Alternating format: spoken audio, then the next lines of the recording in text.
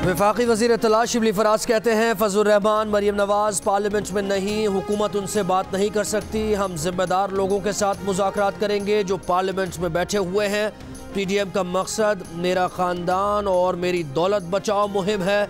फवाद चौधरी ने दावा किया कि आसिफ जरदारी और शहबाज शरीफ इस्तीफ़ों के हक़ में नहीं, संजीदा लोगों से मुज़ाकरात हो सकते हैं। मरियम नवाज और बिलावल भुट्टो तो शो पीस हैं। फैसल बोडा बोले फजल रहमान को पहले बड़े मामू बना रहे थे, अब बच्चे मामू बना रहे हैं। इलेक्शन में धांधली हुई है तो सबूत दें।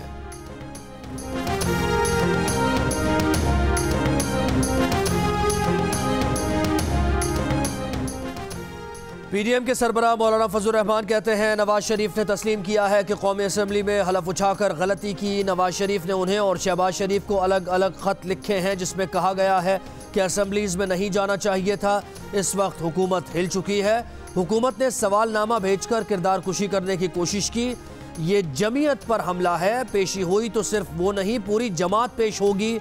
मौलाना फजल रहमान का कहना था कि वो दबाव कबूल नहीं करते, दबाव डालते हैं।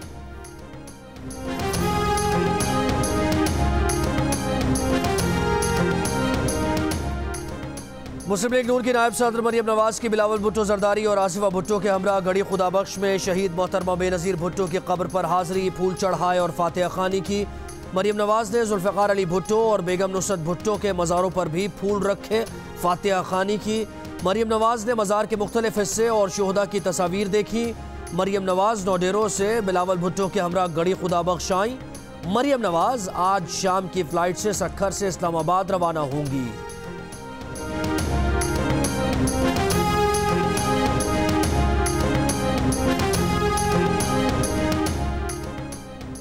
लॉन्ग मार्च और लॉन्ग मार्च में फ़र्क होता है। लॉन्ग मार्च नहीं, लॉन्ग मार्च होगा। वफाकी वज़ीर दाखिला शेख रशीद का तंज, कहा अपोजिशन इस्तीफ़े नहीं देगी, सेनेट इलेक्शन में हिस्सा लेगी। कंप्यूटराइज इस्तीफ़ों की कोई कानूनी हैसियत नहीं, मुस्ताफ़ी होने के लिए इस्तीफ़ा हाथ से लिख कर देना होता है।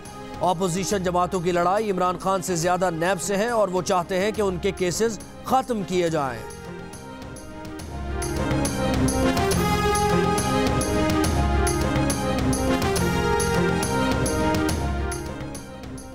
मुल्क में कोरोना के 55 मरीजों का इंतकाल, मजीद 1974 नए मरीज सामने आ गए। मुस्बत केसेस की शरह 6.1% रही। 24 घंटों में कोरोना केसेस मुस्बत आने की शरह सबसे ज़्यादा एबटाबाद में 15.95% रही। कराची में 14.81% और हैदराबाद में 14.47% रिकॉर्ड की गई। सर्दी बढ़ते ही मुख्तलिफ शहरों में गैस लोड शेडिंग में इजाफा, वज़ीर आज़म ने नोटिस ले लिया। तवानाई के उमूर पर इजलास तलब। लाहौर समेत पंजाब भर में गैस का बहरान। लाहौर के मुख्तलिफ इलाकों में गैस प्रेशर कम होने पर शहरी बाजार से खाना लाने पर मजबूर। महंगी LPG भी खरीदना मुश्किल हो गया। कोयटा में शदीद सर्दी में गैस प्रेशर में कमी से शहरियों की मुश्किलात और बढ़ गई। गीज़र हीटर तो दूर, चूल्हा जलाना भी मुश्किल हो गया।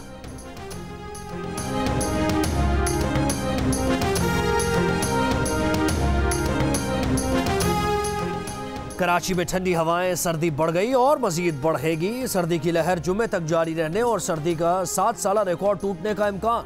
शहर में कम से कम दर्जा हरारत 9.7 डिग्री सेंटीग्रेड रिकॉर्ड किया गया। कोयटा में सड़कों गलियों समेत मुख्तलिफ जगह खड़ा पानी जम गया। लाहौर में ठंडी हवाओं के बाइस मौसम मजीद सर्द। गुज़श्ता रोज़ की बारिश के बाद धुंध में कमी। पेशावर में कल की बारिश के बाद धूप निकल आई। सर्दी की शिद्दत बरकरार।